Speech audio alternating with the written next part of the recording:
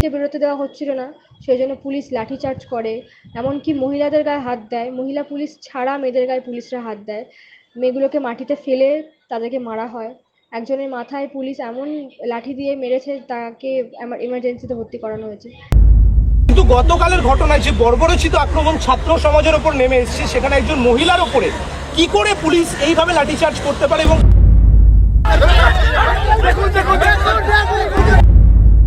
Online নয়, অফলাইনেই কলকাতা বিশ্ববিদ্যালয়ের পরীক্ষা, অফলাইনেই কলেজে পরীক্ষা নেওয়ার সিদ্ধান্ত।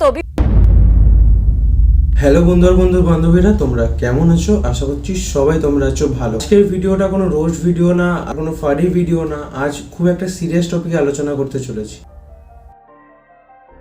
এখন চারিদিকে যা হচ্ছে, মানে আমি শুধু ভাবছি, মানে কোথায় কোথায় আমাদের সাপোর্ট কারা করছে? কোথায় কোথায় ওরা?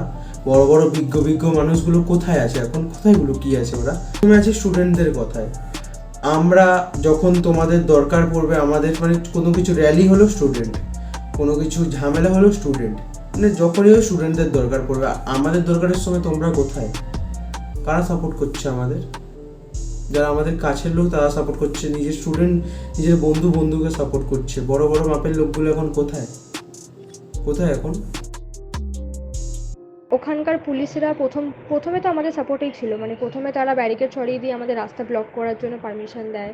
10 জনকে পারমিশন দেওয়া হয়েছিল ভেতরে যাওয়ার জন্য।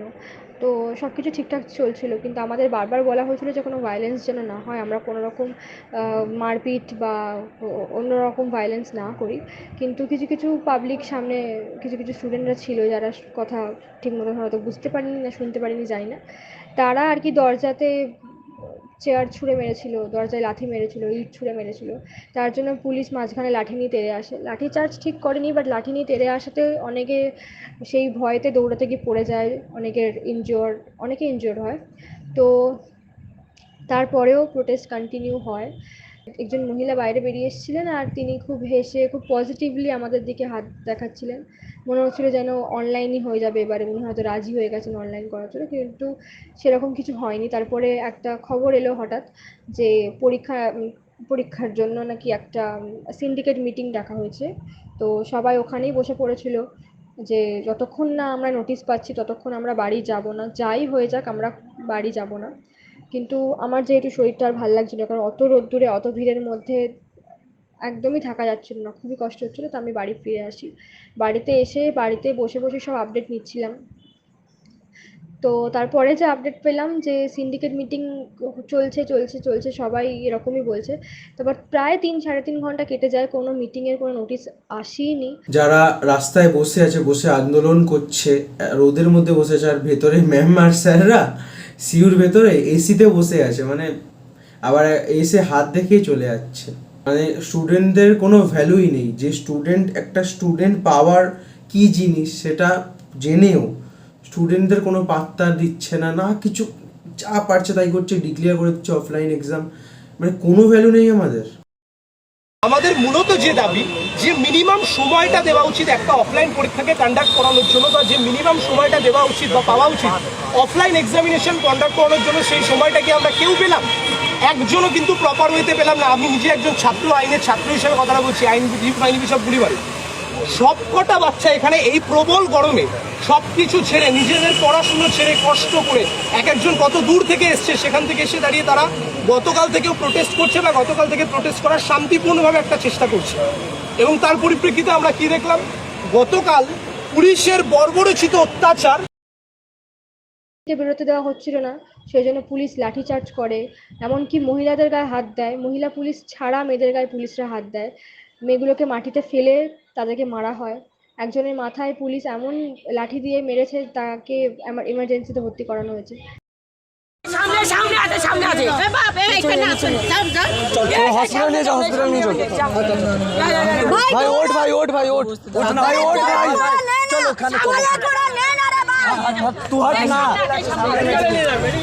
সামনে মেডিকেল আছে, সামনে এই ছেলেটাকে মেরেছে পুলিশ, বারণ করা সত্ত্বেও অনেকগুলো লাঠি দিয়ে মেরেছে, মাথায় মেরেছে। উপরে বড় বড় মাপের লোকগুলো কি কিছুই দেখছে না যে আমরা এই প্রবলেমে আছি, এই হচ্ছে?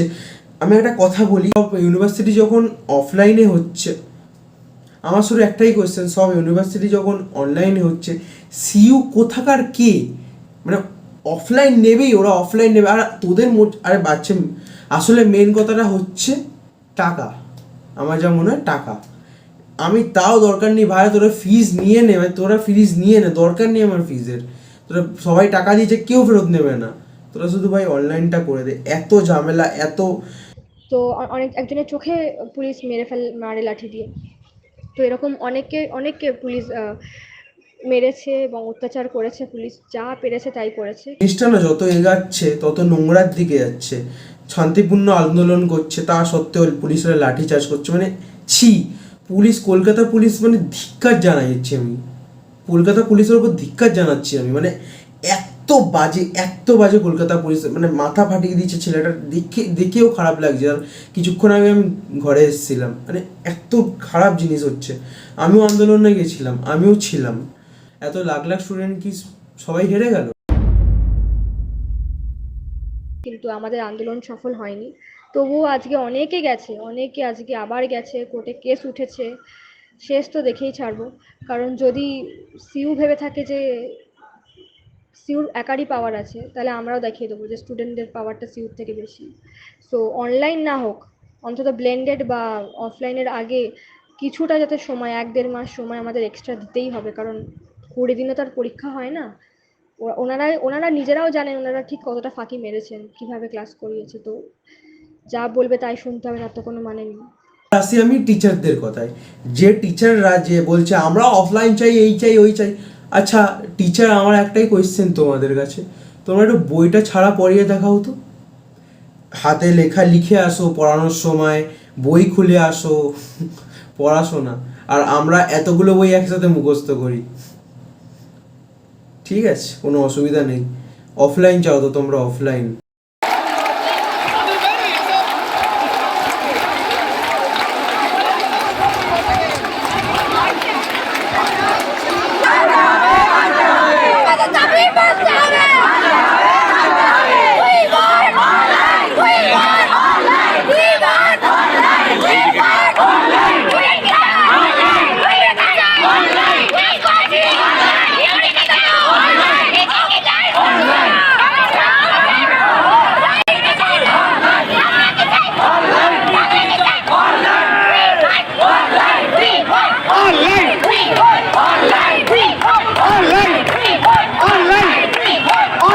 চলো পরের ভিডিওতে দেখা হচ্ছে।